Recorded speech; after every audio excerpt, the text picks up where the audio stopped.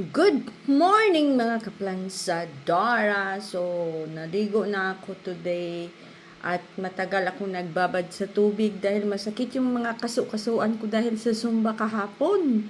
Grabe! Alam mo yung matanda na yung mga buto-buto mo tapos minsan lang naunat-unat tapos nabigla. Ayan. Sakit. Pero nakita mo to. Ang dami na niyang sanga, Diyos ko.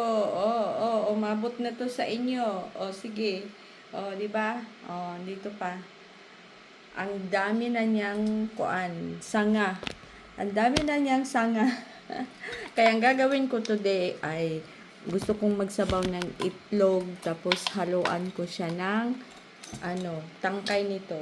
So, gupitin natin, para ayan, malambot pa naman. Tapos tanggalin lang natin yung mga dahon, yung ibang dahon. Pwede pa to ihalo sa sabaw. Nag-dripping na yung kanyang katas. Pwede pa to ihalo sa sabaw, no? So, putulan lang muna natin dahil nga hindi pa naman ako nakabili ng lupa until now.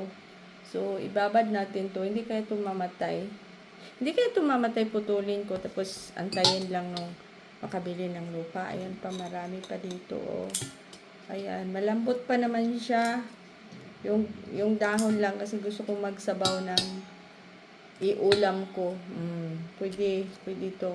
May isda pa akong tira dito sa freezer. Lagyan ko ng sabaw. Nagka-dagda na. Balutin natin ng tissue para hindi mag-dripping yung kanyang mga hindi mag-dripping yung kanyang dahon. yung pinutulan ko ba kasi nga baka maano dito sa lamisa. Binalot pa talaga. Grabe na des. Yung katamaran ko lang. Ayan pa, so dito tayo sa kabila. Magkuha din tayo dito sa kabila. Ang dami ng ugat, Ang dami ng ugat. So, mangunod na ang tani ay mamunga. Mamunga ba? Mamunga na ang tani siya, no? So, para mudaghan, aray. Ato lang niya siyang ihalo sa sabaw na isda at saka isda ba or itlog. Antayin ko lang kung ano ang unang madipros. Habang wala pa si amo. Di ba libre na pala yung gulay ko dito. Yan, ayan ang nangyari sa ating kamote. Nilagyan ko muna siya ng tissue para hindi nga mag-dripping itong pinutulan ko para baka sa sahig, mamansa yung sahig. Galit tayo. Marami na akong nakuha, ha. Ayan, ito na nangyari. Parang Christmas tree na yung kamuti ko. Nako. Nag-order na ako ng lupa, ha. Tagal ko kasi na-busy ako. Nag-order na ako ng lupa.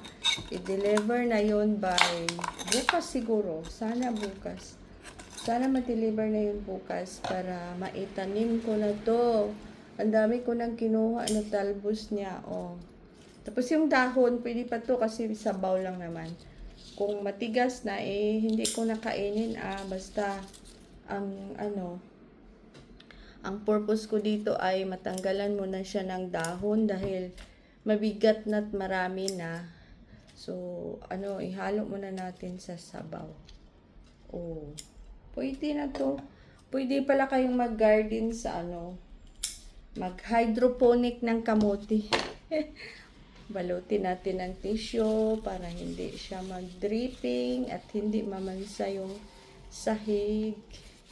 Diba? Safe na yan. Kasi pag yung tissue, pwede naman pag nabasa yan, pwede naman siya matanggal. Tadang!